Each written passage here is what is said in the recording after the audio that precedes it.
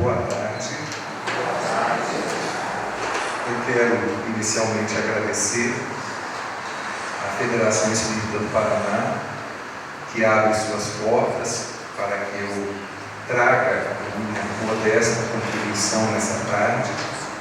Agradecer ao Marco Negrão, que nesses dias me conduziu por Apucarana, Londrina, Santo Antônio da Platina. Agradecer a Beth pela marcação desse encontro.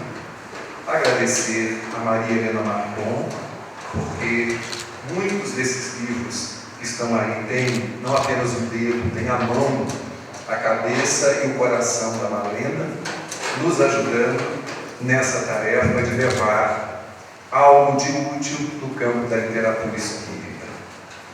E agradecer aos bons espíritos que nos permitem estar aqui e seguem acreditando em cada um de nós. E também a vocês, que num sábado, com tantas possibilidades, seja de trabalho, seja de passeio, seja de descanso, estão aqui atendendo ao convite do DIG da FEB e vindo para que possamos juntos refletir em torno das temáticas que envolvem a evangelização infanto-juvenil. Há uma obra psicografada pelo médico Valdo Vieira, no tempo em que Valdo Vieira se dizia espírita e militava na cidade de Uberaba, ao lado de Chico Xavier, com uma mediunidade muito formosa, exuberante, a ponto de um começar um livro e o outro concluir, e vice-versa, psicografarem capítulos alternados de diferentes obras. E é um livro que Valdo psicografou, publicado pela FEB, que mereceria leitura e reflexão por parte dos trabalhadores espíritas, porque é uma obra composta por mensagens que foram enviadas por trabalhadores espíritas que mourejaram nas casas e no movimento espírita ao longo dos anos em que estiveram encarnados. Trata-se do livro Ceareiros de Volta. E em Ceareiros de Volta, nós encontramos uma mensagem de um espírito que reencarnou em Portugal, mas fez do Brasil, particularmente do Rio de Janeiro, a sua morada. O espírito Inácio Bittencourt. Inácio era médium receitista, era expositor. Inácio fundou uma instituição assistencial na cidade do Rio de Janeiro e era um amigo da FEB, Federação Espírita Brasileira. E lá nós vamos encontrar, com o título Conclusão da Pesquisa, uma narrativa em torno de uma enquete feita pelo mundo espiritual junto a nós encarnados espíritas, mais ou menos na década de 60, início dos anos 70, para se identificar os possíveis atrasos do movimento espírita. O porquê do movimento espírita não ter uma propulsão, um avanço mais pujante. E as causas que foram listadas a partir desta enquete, Inácio Bittencourt as coloca. Fala das deserções, companheiros que abraçam a casa ou a causa espírita e num determinado momento desertam, debandam, possivelmente aborrecidos com alguma coisa, talvez por terem seguido pessoas ao invés de terem mirado na figura do Cristo, e simplesmente abandonam as suas tarefas, deixando outros sobrecarregados, abraçando diferentes frentes e naturalmente encontrando dificuldades. Então a primeira causa que ele lista lá é a deserção. Inácio vai falar também de quedas morais. Companheiros bem intencionados, que passaram a estudar o Espiritismo, mas não conseguiram se fortalecer no campo da conduta, das relações, e num instante, motivado por alguma prova, por alguma expiação, por alguma influenciação de ordem espiritual, ou pela dificuldade em domar as próprias más inclinações, esses companheiros passam por quedas no campo moral. Com essas quedas, passam a considerar, possivelmente, que exista uma certa incompatibilidade entre o erro cometido e a continuidade, a permanência nas tarefas que haviam abraçado. Passam a se sentir sem condições mínimas para prosseguirem na seara espírita, como se todo bom e perseverante trabalhador espírita estivesse isento de imperfeições, estivesse blindado contra a possibilidade do erro. Então, em face dessas quedas morais, acabam também desertando. Mas Inácio vai dizer que, em primeiríssimo lugar, nessa entrevista feita pelo mundo espiritual, se apresenta o que ele chama de preguiça mental. Que a grande causa do atraso ou do não avanço estaria na preguiça mental.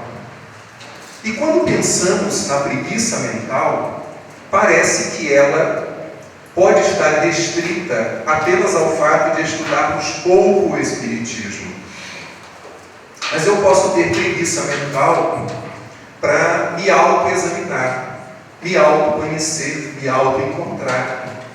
E vou empurrando com a barriga, deixando os anos passarem sem maiores preocupações para, neste mergulho interno, identificar quais são as minhas reais características. Preguiça mental para mudar a minha vida profissional, para melhorar meu currículo e, consequentemente, alcançar uma posição mais satisfatória. Preguiça mental para examinar o modo como educo meus filhos e procurar me capacitar, me qualificar, novas informações, trocar experiências com alguém que na condução da sua prole tenha um pouco mais de êxito, de harmonia. Preguiça mental para me movimentar na direção de um estado interno que me deixe com maior cota de paz, de harmonia na minha relação comigo. E quando pensamos na preguiça mental, não podemos deixar de fazer um link com a nossa condição de evangelizadores da infância, da juventude, do público adulto, de evangelizadores de desencarnados e de evangelizadores de nós mesmos. Não se coaduna a tarefa de evangelizar com nenhum tipo de preguiça.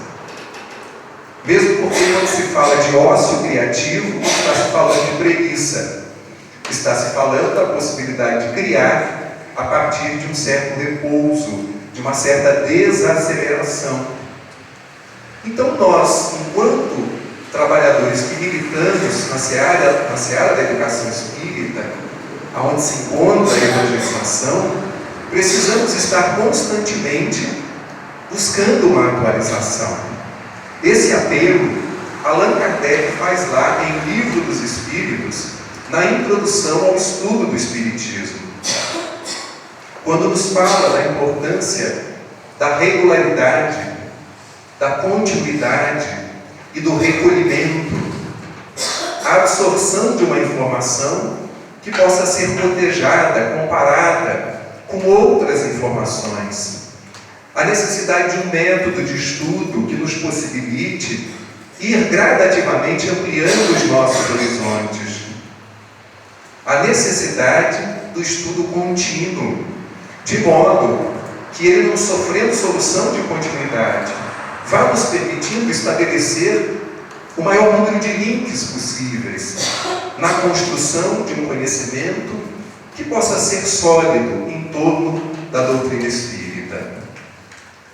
Mas, acerca desses desafios, e um deles é que continuemos estudando, nos atualizando, revendo pontos, posições, posturas, nós vamos encontrar nesta obra maravilhosa, publicada por nossa amiga Sandra Borba, aqui pela FEB, e Sandra, que já é amiga íntima de todos vocês, Sandra, que vem ao longo dos anos dando uma contribuição formidável, ela vai nos dizer, no último capítulo desse livro, Reflexões Pedagógicas à Luz do Evangelho, ela vai nos trazer os grandes e permanentes desafios da evangelização espírita.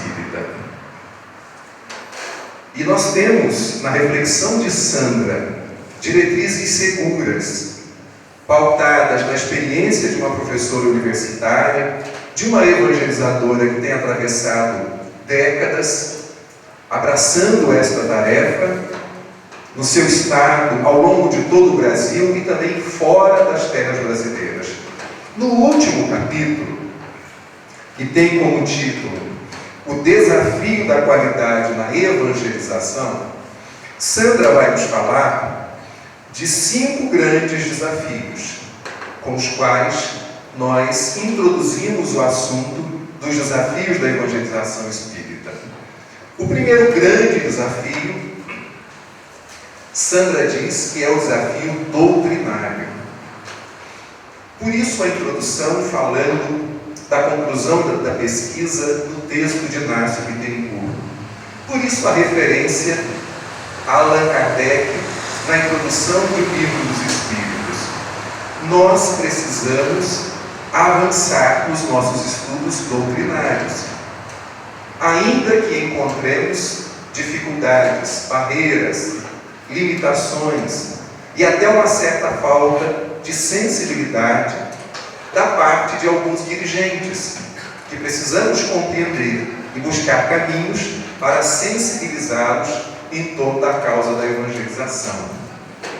O desafio doutrinário implica intercedermos no próprio Espiritismo, na sua urdidura, na sua espinha dorsal, uma transversal pedagógica. Se o Espiritismo é, como acreditamos que seja, o Consolador prometido, se o Espiritismo é o cristianismo redivivo, se nós formos, no bom sentido da palavra, extrair um sumo daquilo que o Cristo nos ensinou, na minha parca visão, nós teríamos um verbete, uma palavra, chamada educação. Mesmo porque o único título que Jesus recusa, que Jesus não recusa, é o título de mestre. E ele afirma que sim, que ele era mestre e que veio nos ensinar o caminho do nosso autoconhecimento, da nossa auto-evangelização. Vamos encontrar na figura do professor Rivaio para alguns, também um educador eminente, que aprendeu por sua vez e realizou o seu processo formativo com outro grande educador, que foi Pestalozzi. Então não é porque temos na figura de Allan Kardec, o pseudônimo do professor Rivaio, um grande educador, e não é porque ele foi preparado por outro grande educador que o Espiritismo se tornaria, por essas razões, uma doutrina de educação. Mas é porque, sendo o cristianismo redivivo, ele vem nos auxiliar no processo do nosso autoaperfeiçoamento. O Espiritismo, como obra de educação, mereceu um livro escrito nos anos 40 pelo professor Leopoldo Machado. Professor Leopoldo Machado, baiano, veio se radicar na cidade onde resido atualmente, na Baixada Fluminense, a cidade de Nova Iguaçu. Antes ele passa por uma outra cidade chamada Paraíba do Sul, lá lecionando durante um tempo. mas vai fincar raízes na cidade de Nova Iguaçu. E lá ele funda duas instituições, um colégio particular, e funda o Lar de Jesus, para abrigar meninas desabrigadas, meninas órfãs, junto de sua esposa, também educadora, Maria Barbosa. E Leopoldo publica, na década de 40, o livro O Espiritismo é Obra de Educação. É praticamente um livro de bolso, cuja edição se encontra esgotada. E lá o professor Leopoldo vai discorrendo, fazendo toda uma argumentação para demonstrar o caráter educativo do Espiritismo. Quando pensamos nisso, nesse caráter educativo, nós vamos encontrar também na revista Reformador o mesmo Leopoldo, publicando alguns artigos na década de 20, de 30, para enfatizar o caráter educativo do Espiritismo. Teremos aqui no Paraná, na figura do professor Ney Lobo, que durante muitos anos foi diretor do Colégio Lins de Vasconcelos, também um grande educador, filósofo de formação, mas que publicou algumas obras já com idade avançada que mereceriam da nossa parte um pouco mais de atenção. A obra Filosofia Espírita da Educação, o livro Espiritismo e Educação, publicado pela Federação Espírita do Estado do Espírito Santo. E o professor Ney Lobo percorreu também o país divulgando essas ideias. Ainda que alguns possam ter discordado ou discordem de todas as suas teses, não há como negar que ele trouxe a educação espírita para a pauta do dia.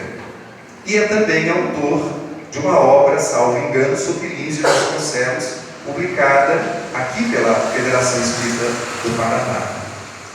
Teremos também a figura de Eurípides Barçanufo, na cidade de Sacramento, no Colégio Allan Kardec, educando à luz do Espiritismo. Teremos o educandário Pestalozzi, na cidade de Franca. Nós vamos encontrar a Mária Franco e tantos outros expoentes dentro da história mais recente do Espiritismo, em terras brasileiras, divulgando, semeando, de alguma forma colaborando para que alarguemos os nossos horizontes em torno da ideia pedagógica do Espiritismo. E não estamos defendendo nenhum tipo de reducionismo, porque se pararmos para pensar, no momento em que estamos realizando um trabalho de assistência social, para que este trabalho seja promocional, para que ele enseje o resgate da cidadania dessa pessoa que está sendo assistida, ele precisa ser pedagógico, ele precisa ser educativo. Quando estamos na condição de dirigente de algum setor, de coordenador, nós estamos matriculados também num curso de liderança, simultaneamente de humildade, de trabalho em equipe. E nisso nós vemos uma feição educativa. Quem se encontra aplicando passes por entender que essa é a sua melhor parte dentro da casa espírita, precisa se educar mentalmente, precisa educar o hábito alimentar, precisa de uma saúde minimamente educada para poder repartir suas energias e ser um instrumento dúctil na mão da espiritualidade.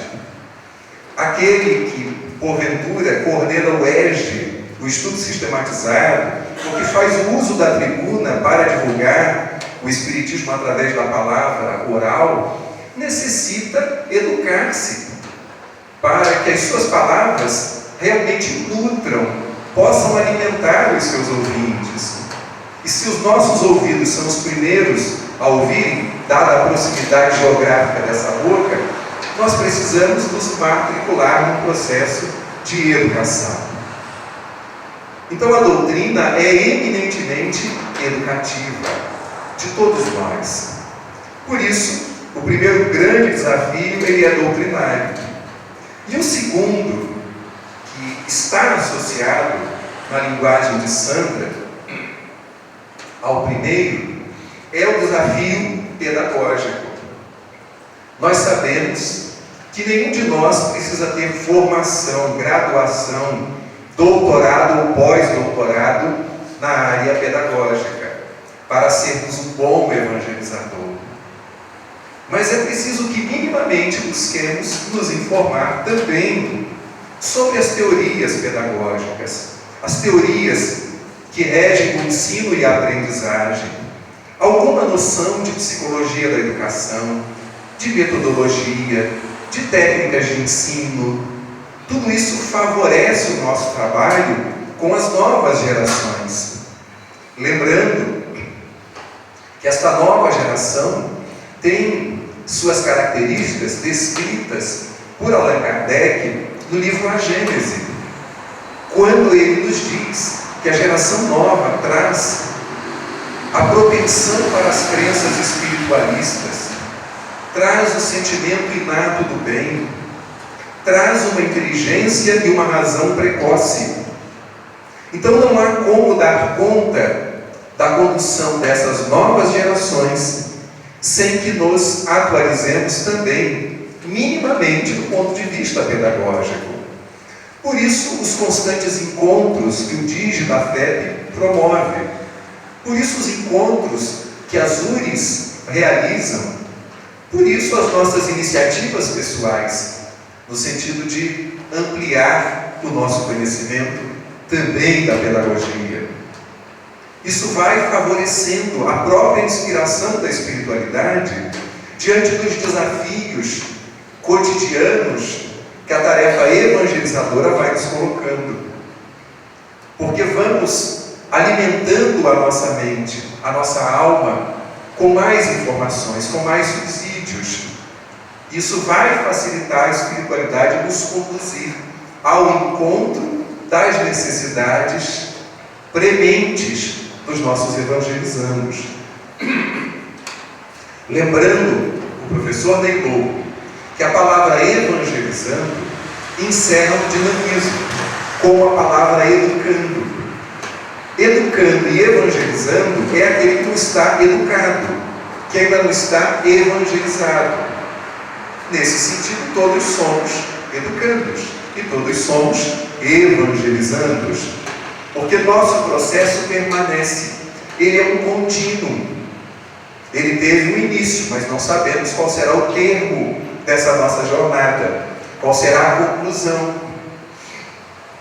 Esta atualização é importantíssima do ponto de vista pedagógico, buscando as obras que nos auxiliem e trazendo, como vocês já fazem, companheiros minimamente ou bem orientados, bem embasados, para socializarem conosco suas experiências, suas práticas, seus olhares.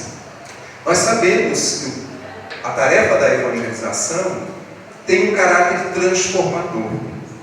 Porque se nós nos detivermos apenas numa visão estreita de que a evangelização salva, corremos o risco de desenvolver uma visão redentora, depositando única e exclusivamente no nosso encontro semanal com crianças e jovens a possibilidade de uma transformação integral na face do planeta.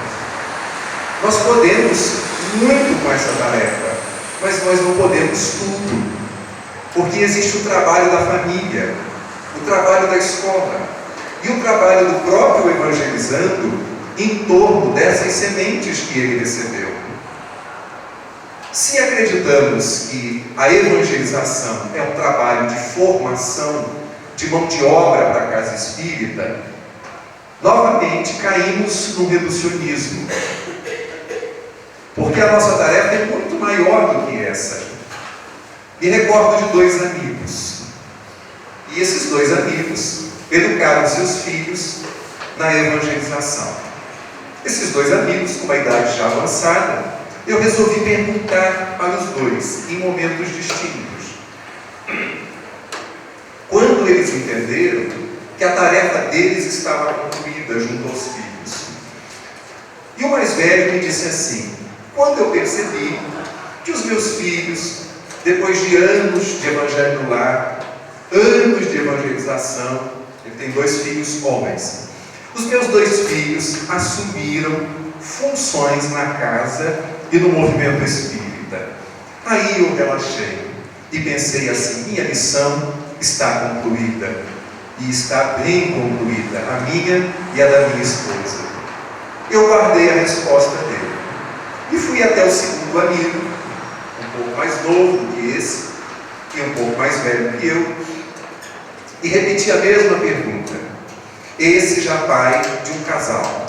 E ele me disse assim: ah, César, eu me dei conta de que a minha tarefa estava praticamente concluída, não totalmente concluída, quando eu vi que o meu casal de filhos, cada um assumiu funções na sociedade, em diferentes instituições, e procurando sempre se desincumbir delas com muito equilíbrio, com muito respeito. Eu percebi que meu filho e minha filha se tornaram bons cidadãos, que votam de uma maneira crítica, que não se alienaram dentro de um centro espírita, que leem também obras não espíritas, ampliando os horizontes culturais de cada um. Eu percebi que eles contribuem, cada qual à sua maneira, para uma sociedade mais justa, mais equilibrada. Não mencionou o assumir de cargos na casa e no movimento espírita. Confesso a vocês que a segunda resposta me calou mais fundo. Mexeu, me tocou muito mais. Mas ele esqueceu de mencionar que esses 2 filhos possuem funções, sim, na casa espírita, porque eu os conheço. Mas a ênfase que ele deu não foi a isso. Se os nossos evangelizandos se tornarem espíritas e assumirem tarefas junto à casa ou à causa, excelente.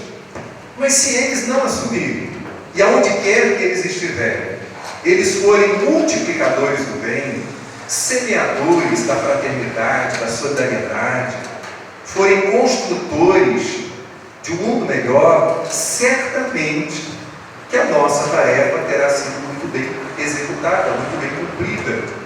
E se nós não soubermos para onde eles foram e nem o que eles estão fazendo da vida, isso não quer dizer que a nossa tarefa tenha sido mal executada, porque nós não temos controle o tempo inteiro sobre o destino de ninguém, muito menos dos nossos filhos.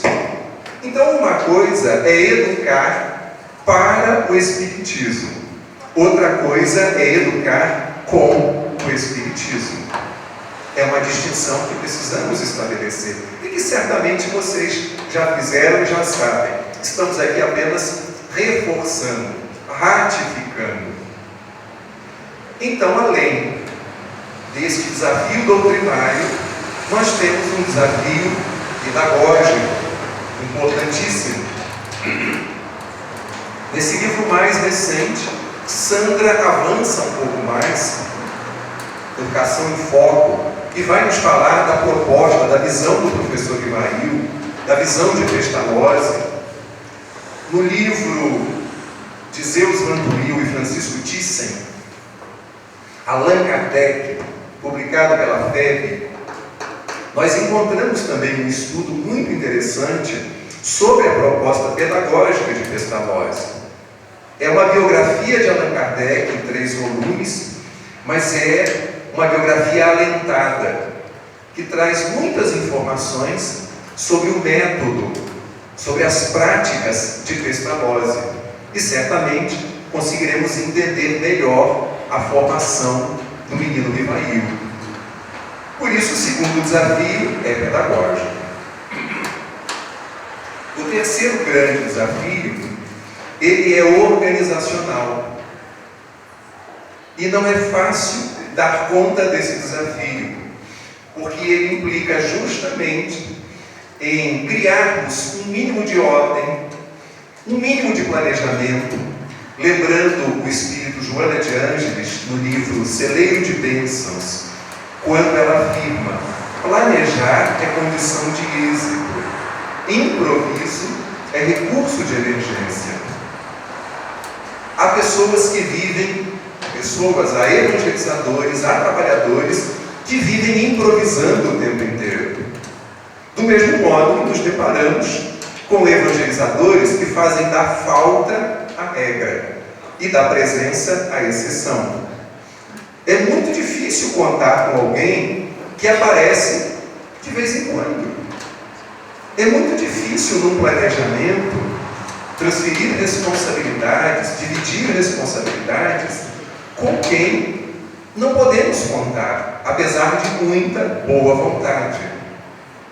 Divaldo Franco vai nos falar no livro Diálogo com Dirigentes e Trabalhadores Espíritas, publicado pela USE, São Paulo, que a pior coisa é alguém com boa vontade diante de uma criatura que necessita de primeiros socorros, sem que esses que pretendam atendê-la conheçam primeiros socorros.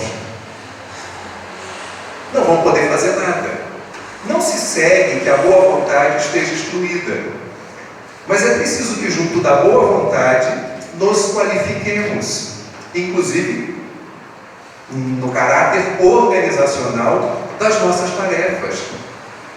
São as tarefas meio, que possuem uma capital importância para que as tarefas fim possam ser realizadas. E nem sempre valorizamos aqueles que se encontram nessas tarefas meio, porque trabalham no anonimato, não sobem, não assomam as tribunas, não têm os holofotes voltados para eles. Emmanuel vai nos dizer no livro Visão Nova que ao lado do lema fora da caridade não há salvação, deveríamos criar um outro lema, não para anular o primeiro, mas para reforçar o primeiro. E ele usa o seguinte lema: fora da boa vontade não há solução. Nós precisamos minimamente de boa vontade, até para entender por que o outro faz da presença uma exceção e faz da falta uma regra. Nós precisamos de boa vontade para entender por que alguém se afastou. Por que esse alguém não quer mais evangelizar? É um ciclo que se fechou? Houve algum desapontamento? Houve algum trauma vivenciado? A criatura se melindrou?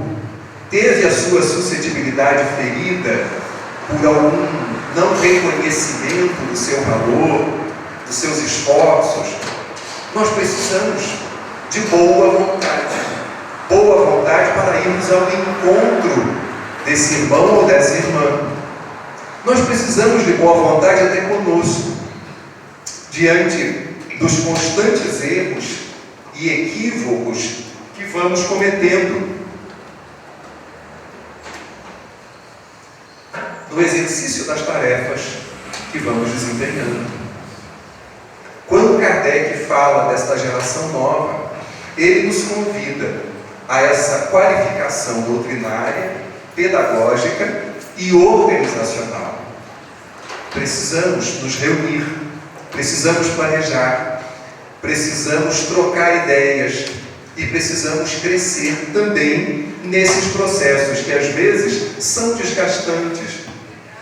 Há quem diga que reunião de centro espírita é boa quando todo mundo falta, porque aí não tem, porque existem reuniões intermináveis, que se discute tudo e nem sempre aquilo que é o objeto maior da reunião. Particularmente não concordo. Entendo que nós precisamos exaustivamente criar consensos, administrar os dissensos, nos exercitarmos nessa arte de dialogar, porque há quem seja exímio na arte de monologar. E dialogar pressupõe tecer. É como um tricô, é como um crochê, em que vamos ligando ponto a ponto. Isso é dialogar, é irmos juntos. compreendendo os diferentes ângulos de um assunto, de um tema. Num livro recente, uns 2 anos mais ou menos, e recomendamos, não é literatura espírita, mas é uma obra muito rica de conteúdo, chamada Contentamento. Nesta obra, o Dalai Lama, líder do budismo tibetano, dialoga com Desmond Tutu. Ambos receberam o Prêmio Nobel da Paz na década de 80 do século passado. E eles vão dialogar. Desmond Tutu, já tendo completado 80 anos, arcebispo da Igreja Anglicana na África do Sul. E o Dalai Lama, completando, na época, 80, na cidade de Dharamsala, na Índia. E os dois se reúnem para uma semana de diálogo interreligioso. E eles estabelecem os pilares do contentamento, aquilo que deve existir na nossa vida e nas nossas relações, para que nos sintamos criaturas mais contentes. Exatamente como diz o apóstolo Paulo numa de suas epístolas, ao dizer que aprendeu a viver contente em toda e qualquer situação, na fome ou na fartura, passando por dificuldades ou vivendo dias venturosos. Praticamente em todos os itens do contentamento, nós vamos encontrar uma transversal. E essa transversal, na minha opinião, chama-se serenidade. E a serenidade nós alcançamos quando deixamos de brigar com os outros, quando deixamos de brigar com a realidade, por mais hostil que ela nos seja, quando paramos de brigar conosco. Então nós alcançamos uma aceitação, quando não brigamos com a realidade. E avançamos para um estágio maior quando abraçamos a realidade. E abraçar a realidade implica em sermos gratos a ela. Às vezes algumas pessoas me perguntam, quando estamos diante de uma criança que possua o diagnóstico de transtorno desafiador opositivo, transtorno de conduta, nós estamos diante de um desafio. E se nós quisermos que apareçam apenas nas aulas de evangelização anjos reencarnados na face da Terra, então não há o que fazer, porque o anjo já realizou o seu processo, anjo no sentido teológico, né? Já realizou seu processo de evangelização interna. Então, que mérito terá a nossa tarefa, os nossos esforços? Também não sou do tipo que fica torcendo para o mundo espiritual mandar só crianças com problemas, porque aí também a gente não aguenta. Mas os que evangelizamos sabemos que existem inúmeras crianças que fazem parte, estão incluídas nessas características da nova geração. Sentimento inato do bem, propensão para as crenças espiritualistas, o que quer dizer que nem todos encontrarão afinidade com o espiritismo, estarão no movimento islâmico, no movimento judaico, católico, enfim, nas mais diferentes escolas de fé. Então é preciso que, diante desse desafio de nos depararmos com crianças e jovens e até adultos que apresentam esses problemas, que não vejamos nisso uma ação do mundo espiritual inferior. Porque às vezes a gente anota obsessão, que existe, não estamos negando a sua existência, má vontade da criança, famílias disfuncionais, tudo isso existe. Nós perdemos de vista que o anjo da guarda dela, que algum espírito familiar quer ajudá-la e vai nos ajudar a ajudá-la. Que os guias da nossa instituição, que os guias da área da evangelização estão atentos também. E que os nossos guias pessoais também vão nos auxiliar. E acima de tudo nós temos o guia da humanidade, que é Jesus. Então não há por que temer, mas teremos que nos esforçar, teremos que arregaçar as mangas, teremos que buscar essa qualificação doutrinária, pedagógica, organizacional. E precisaremos também buscar qualidade, segundo Sandra Borba, relacional. Precisaremos nos entender acima dos melindres. Mas melindre é uma coisa que só existe lá no Rio de Janeiro e particularmente na minha casa espírita. Eu sei que os espíritas paranaenses já não se melindram mais. Isso é algo exclusivo dos cariocas. Não, César, isso você está errado. Sim, porque ele existe por toda parte. Aonde o orgulho e o egoísmo, a vaidade e a presunção ainda graçam, o melindre existe. Essa sensibilidade à flor da pele, que faz com que um olhar, um silêncio, uma palavra que às vezes nem foi direcionada a nós, faz com que nos sintamos desenvolvendo a famosa síndrome, a síndrome do coitadinho. A síndrome do coitadinho, que nos fala Jerônimo Mendonça, o gigante deitado. Vocês conhecem a história da síndrome do coitadinho, não conhecem? Quem não conhece essa história, levanta o braço, por favor. Então tá bom. Então quem conhece faz de conta que não conhece. Jerônimo Mendonça, esse grande espírita da cidade de Tuiutaba, Minas Gerais, fundador de uma creche, Pouso do Amanhecer, poeta, ditou livros. Ele foi vitimado por uma doença crônica e posteriormente também pela cegueira. A doença atuou sobre suas articulações. E por mais de 30 anos, ou em torno disso, Jerônimo viajou pelo Brasil inteiro, numa Kombi, pregando o Espiritismo, falando de amor, e sempre muito bem-humorado. Numa ocasião, Jerônimo estava com uma hemorragia, um sangramento que médico nenhum conseguia estancar, debelar, e foi até Chico Xavier. E Chico, depois de aplicar o passe, e vendo os lençóis rubros, e após o passe, o sangramento estancou, e Jerônimo, muito grato, agradeceu a Chico. E Chico perguntou: você sabe, meu filho, que você estava sofrendo? Chico, era uma hemorragia, né? Foi isso que os médicos disseram, nessa região abdominal. Não, meu filho, você estava sofrendo de uma síndrome muito moderna nos dias de hoje. Síndrome, Chico? Que síndrome? A síndrome do coitadinho. Porque as pessoas se aproximam de você e lhe vêm em cima desta cama e pensam assim: coitado do Jerônimo, não pode nem espantar uma mosca. Precisa sempre solicitar que alguém lhe traga um copo com água. Jerônimo fica aí em cima dessa cama.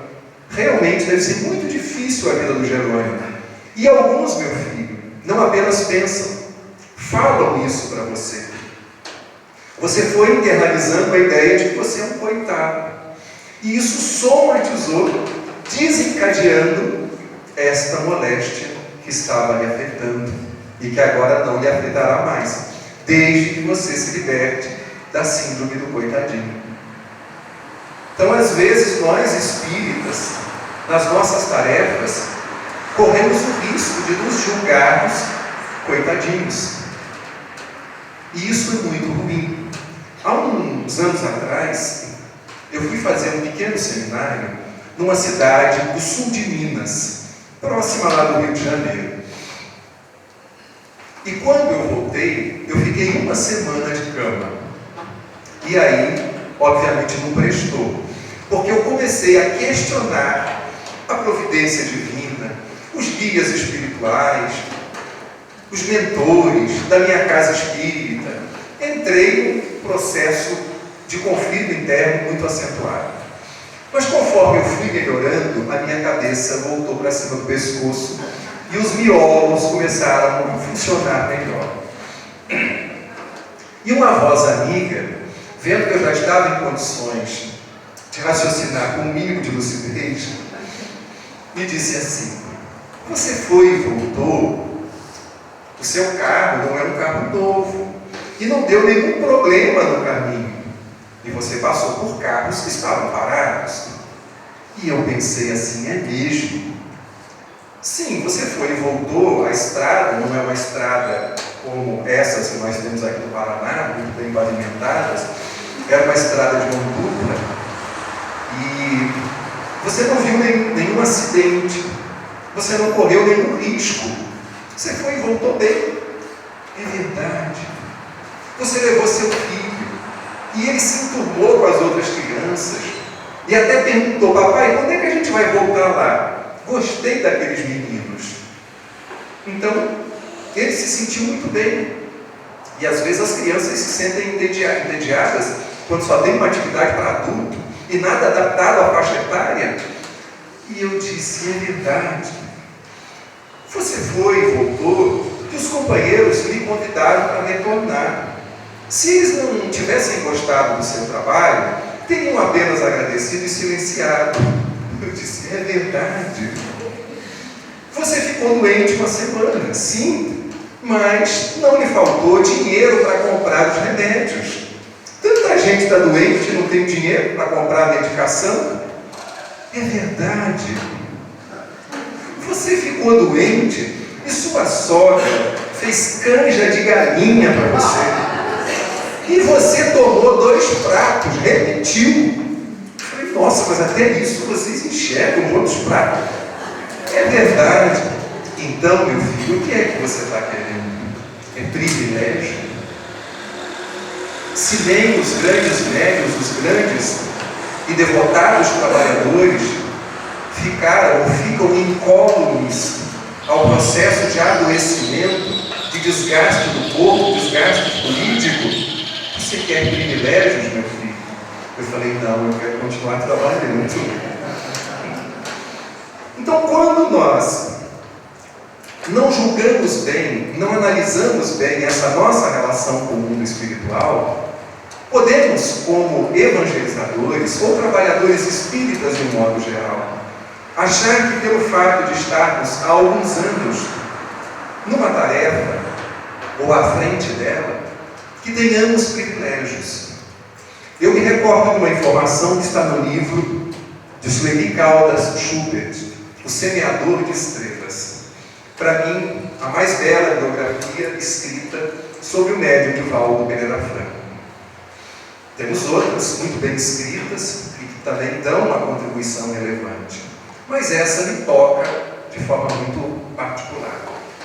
Joana de Ângeles informando que até que um trabalhador seja de fato considerado pelo mundo espiritual com algumas credenciais, é preciso que no mínimo uns 10 anos tenha se passado. Porque antes disso pode ser fogo de palha, pode ser arroubo, pode ser entusiasmo da primeira hora. É óbvio que quem está 5, 4, 2, naturalmente é muito bem visto pelo mundo espiritual. O que Joana coloca ali é um certo parâmetro para que novas tarefas sejam descortinadas, para que novos encargos sejam postos nos ombros deste ou daquela trabalhadora. É apenas um critério, como temos lá em nosso lar. Quando Dona Laura fala do bônus hora, do contributo de amor, da assiduidade, são critérios que o mundo espiritual se utiliza, como nós temos também os nossos critérios pessoais. Então nós precisamos melhorar as nossas relações, não apenas com o mundo espiritual, mas a nossa relação interpessoal, deixando de lado apegos, melindres, essas suscetibilidades. Há quem trabalhe em equipe e há quem atue em eu-quipe. Na eu-quipe, eu concordo que todo mundo fale, eu democratizo a palavra, eu ouço todos, contanto que todos façam aquilo que eu julgo que seja o melhor. E quando nós temos 5, 6, 7 pessoas pensando de forma diferente da nossa, é mais provável que elas estejam certas do que a gente, com a nossa opinião pessoal. Allan Kardec, lá no Evangelho segundo o Espiritismo, estabeleceu o controle universal, o controle da universalidade dos ensinos, falando da necessidade que a gente tem de passar qualquer revelação, informação, sob esse controle universal. E às vezes recebemos uma informação e já julgamos que estamos cobertos de razão, que vamos projetar luzes sobre o grupo de trabalhadores. Essa informação, essa inspiração, essa intuição precisa também passar pelo crivo da análise, da lógica, da lucidez, que nós alcançamos estudando o Espiritismo, sobretudo em grupo. O estudo individual é muito bom, mas se a gente não passa isso pelo grupo, a gente se torna espírita de gabinete, como diz Manuel Filomeno de Miranda, numa de suas obras por Divaldo Franco, espíritas de gabinete. E ser um evangelizador de gabinete é terrível, porque nós vamos nos isolando em pontos de vista estritamente pessoais e corremos o risco de cair naquilo que Emmanuel, nessa obra portentosa, O Consolador, vai nos falar lá no finalzinho. Já vou até a questão para vocês poderem depois buscar. É a questão 410. É a penúltima questão do livro O Consolador. Lá, perguntam para Emmanuel quais seriam os dois grandes obstáculos para um médium alcançar êxito nas suas tarefas.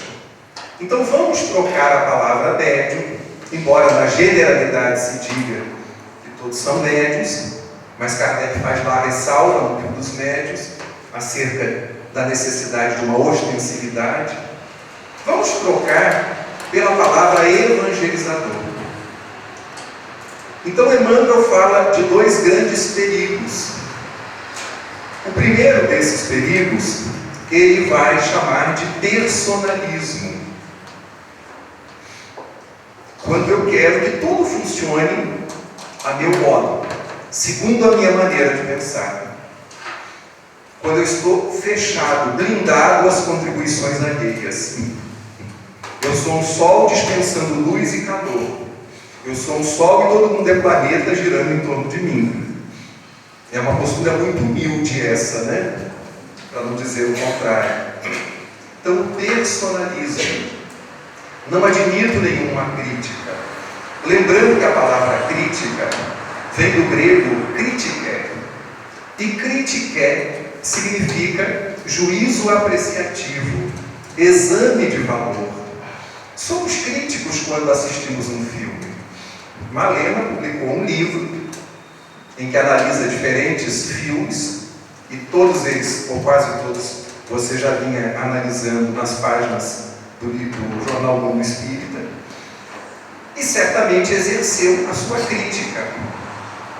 Nos acostumamos a achar que crítico é aquele que demole, que denigre, mas se no sentido etimológico, crítico é aquele que faz um exame de valor, que emite um juízo apreciativo, no momento em que digo que gostei deste filme e listo as razões pelas quais gostei, estou sendo crítico. Que gostei desse livro, dessa palestra, gostei desse encontro e enumero todas as razões, eu estou sendo crítico. Mas poderíamos dizer, ampliando o olhar, que uma crítica bem fundamentada é aquela que vê tudo o que está legal, tudo que está bom, e também sugere caminhos para que a coisa ainda fique melhor. Uma boa crítica enxerga o que está bom e o que não está tão legal assim. Está lá no Evangelho segundo o Espiritismo. Allan Kardec dizendo que seria inclusive um inconveniente ver apenas o bem por toda parte e não enxergar o mal. Porém, enxergar o mal não é se deter no mal e nem se comprazer em divulgá-lo. É anotar a sua presença e desenvolver recursos para que este mal não nos contamine. Então, o primeiro grande obstáculo, fazendo aqui essa paráfrase do que Emmanuel diz ser espólios ou desafios na tarefa do médium, transformando em evangelizador, seria o personalismo. O segundo grande obstáculo, Emmanuel vai dizer que é aquele que convenceu-se sem se converter. É o convencimento, processo intelectual, sem a conversão, que é um processo do coração. Daí ele estabelecer também nesta obra, e que nós colocamos em livro publicado pela Fé, a diferença entre doutrinar e evangelizar. Doutrinar e evangelizar está lá no início do livro. Quem leu a obra certamente se deparou com esse trecho. Doutrinar é um comunicar, é um informar, é parte do processo educativo. Evangelizar é sentir no coração a mensagem do Cristo vibrando. Eu tenho um amigo no Rio de Janeiro, psicólogo, que ele disse que nós temos 3 momentos na nossa relação com a doutrina. O primeiro momento, nós entramos para a doutrina. Passamos a frequentar o centro, lemos algumas obras e nos encantamos com a sua proposta. O segundo momento, a doutrina entra em nós e, ao entrar, produz uma revolução. Nós ficamos, como diria Fernando Pessoa, desassossegados. A gente quer mudar, a gente quer fazer mais, a gente quer ser mais feliz e quer ajudar o outro a ser feliz. A gente quer dar uma contribuição para a construção de um mundo melhor. Então a doutrina entrou em nós. E quando efetivamente passamos a fazer alguma coisa, saímos da teoria para a prática, sem perder de vista a necessidade da relação permanente entre teoria e prática, na nossa praxis espírita, aí a doutrina sai. Mas ela não sai porque ela foi embora, ela sai em forma de ações, de atitudes. Por isso não devemos esquecer também da citação de um outro grande espírito, uma alma, eu diria, evangelizada. Que alma é essa? Essa alma se encontra presente em 2 romances, pelo menos até onde eu sei, do Espírito Emmanuel, 2 romances históricos. Ela se apresenta lá no livro 50 anos depois, e vai se apresentar no livro Renúncia. É o Espírito Alcione.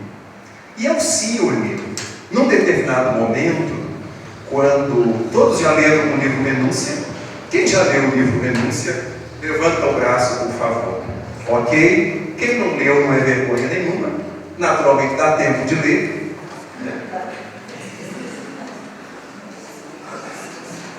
Porque todos teremos uma reencarnação com muitos anos.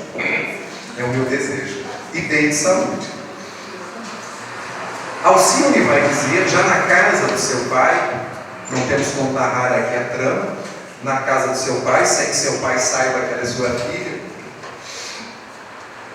quando no Evangelho no Lar eles se espantam com a erudição de Alcione, ela vai fazer referência ao padre Damiano, que é o nosso Emmanuel reencarnado, dizendo que lá na Espanha, ela estava na França, eles se detinham muitas vezes semanas a fio, analisando um único versículo do Novo Testamento. E ela vai dizer, para o padre Damiano, é necessário que o Evangelho seja conhecido, meditado, sentido e vivido. São 4 etapas do processo da nossa autoevangelização: conhecer, meditar, sentir e viver. Não há como vibrar com o Cristo, sobretudo na tarefa de evangelização, se nós não estivermos percorrendo essas 4 etapas, que podem até se dar de forma consecutiva e ora de forma simultânea. Conhecer não é tão difícil, porque livros não faltam. Bons livros e livros de qualidade duvidosa. Meditar, que é alguma coisa que nós ainda confundimos com refletir.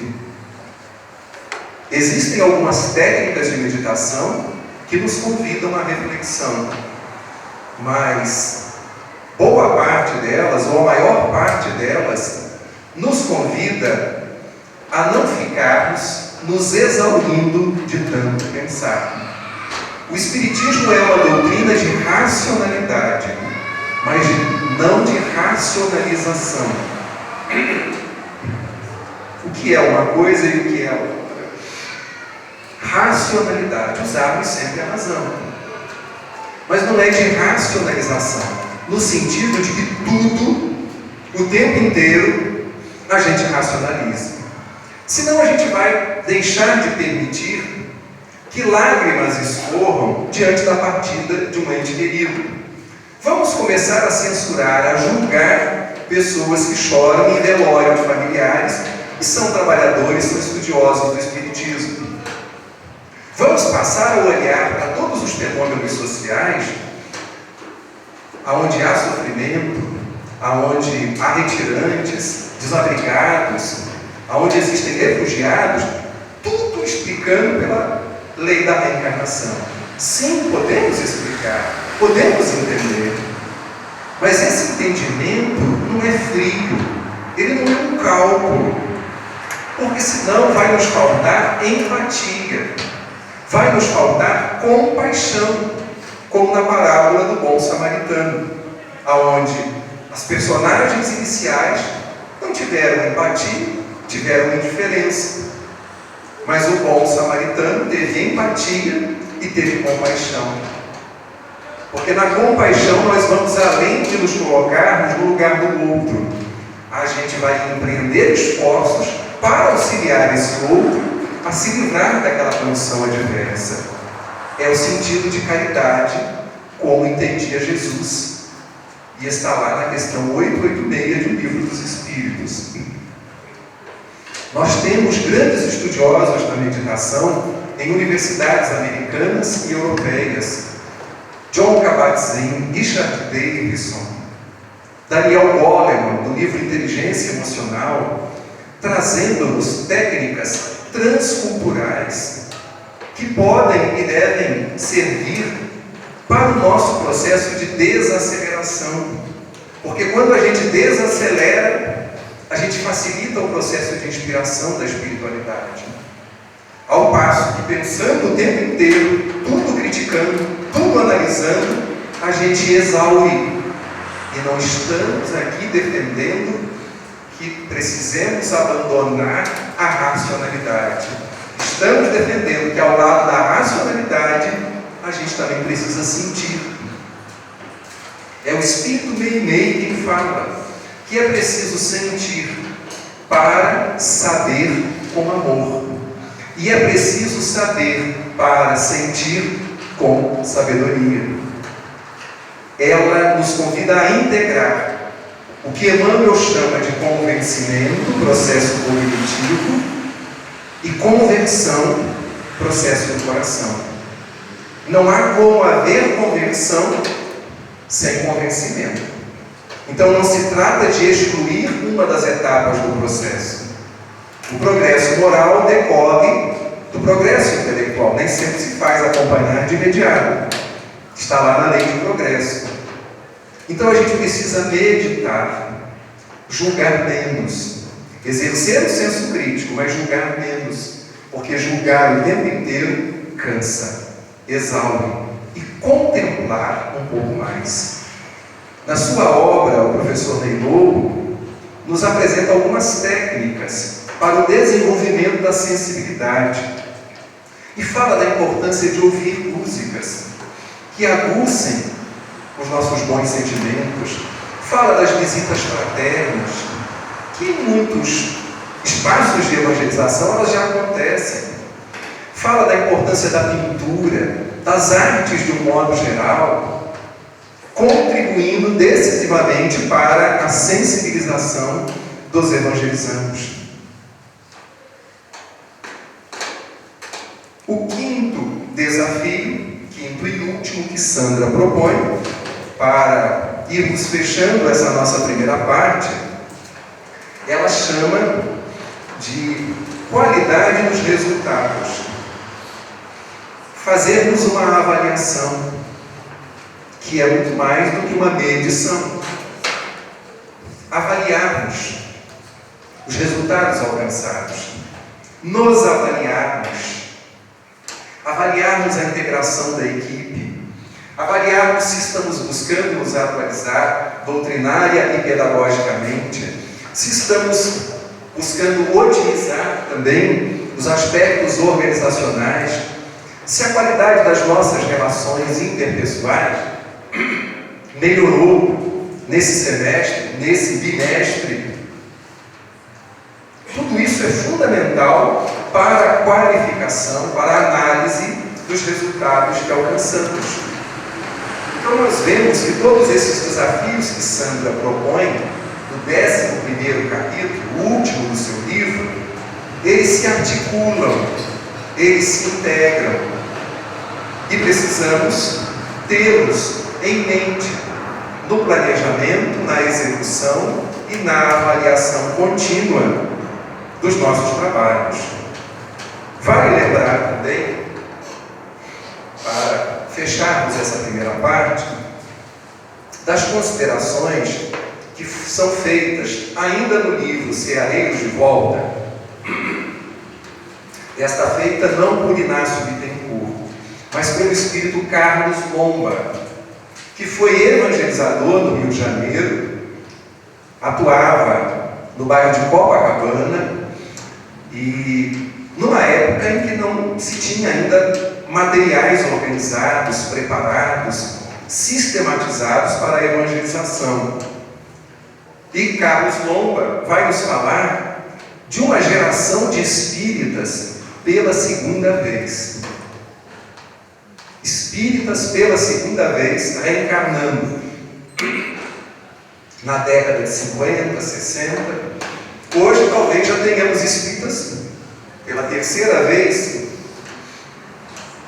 E como atender a essa clientela? Como atender a essa heterogeneidade de evangelizandos que aportam as nossas casas, sem dar cumprimento a esses desafios, a essas diretrizes que Sandra nos recomenda? Dificilmente teremos êxito nos nossos empreendimentos. E fechando essa primeira parte, deixo para vocês uma historinha que se encontra no livro Conversa Fraterna, que é uma súmula do Conselho Federativo Nacional. E lá, numa entrevista com o médium Divaldo Franco, Divaldo conta essa história que nós vamos reproduzir, não com o brilhantismo dele, mas com as nossas limitações, e que certamente vocês já ouviram, porque vocês estão sempre se atualizando, se qualificando.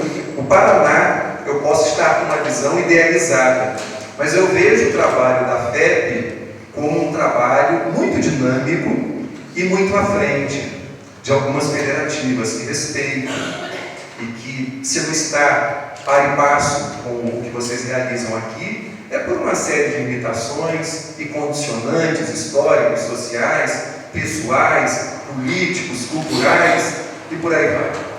Mas a gente respeita o trabalho de toda e qualquer federação, de todo e qualquer centro espírita. E Divaldo conta que um monge tinha como tarefa subir e descer uma montanha para abastecer o mosteiro com água. Essa era a sua tarefa. Os outros monges realizavam outros serviços. E ele carregava 2 ânforas, 2 vasos, presos a uma ripa, a uma vara de bambu, ou seja lá o que for. Só que um dos vasos racha, e metade da água fica pelo caminho, aumentando o trabalho do monge.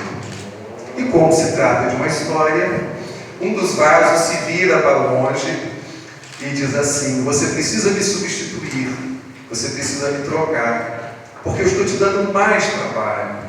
Metade da água fica pelo caminho e é necessário que você trabalhe menos, não se esforce tanto. E o monge, parando para analisar as palavras do vaso, diz assim: não, você está errado. Você não deve ter percebido que pelas suas rachaduras, a água que sai fez florescer um maravilhoso jardim. Observe as flores que você vem regando ao longo desse tempo que nós trabalhamos juntos. Então, se eu te substituir, quem vai regar essas flores? E as novas flores que ainda hão de despontar? E essas flores que fornecem pólen, néctar para as borboletas, para os insetos? E o meu superior, diariamente nas suas orações, ele olha pela janela para o céu, para esse vale e principalmente para esse jardim. Então eu não posso te substituir. Você me é muito útil. E todos nós somos esses vasos rachados. Rachados por uma perda que ainda não conseguimos curar, cicatrizar. Rachados por uma imperfeição que não logramos vencer. Rachados por uma frustração afetiva, familiar, por alguma coisa que no meio espírita não nos satisfaça, e apesar disso a gente segue perseverantemente. Todos nós carregamos essas fissuras. É que nós as ocultamos muito bem e não saímos por aí dizendo para todo mundo o que é que representa o nosso calcanhar de Aquiles. Então prossigamos nas nossas tarefas, sejam elas quais forem, apesar das nossas rachaduras, e agradecendo a Deus, inclusive a presença delas, porque certamente, se não precisássemos mais delas, já teríamos logrado vencê-las, resolvê-las.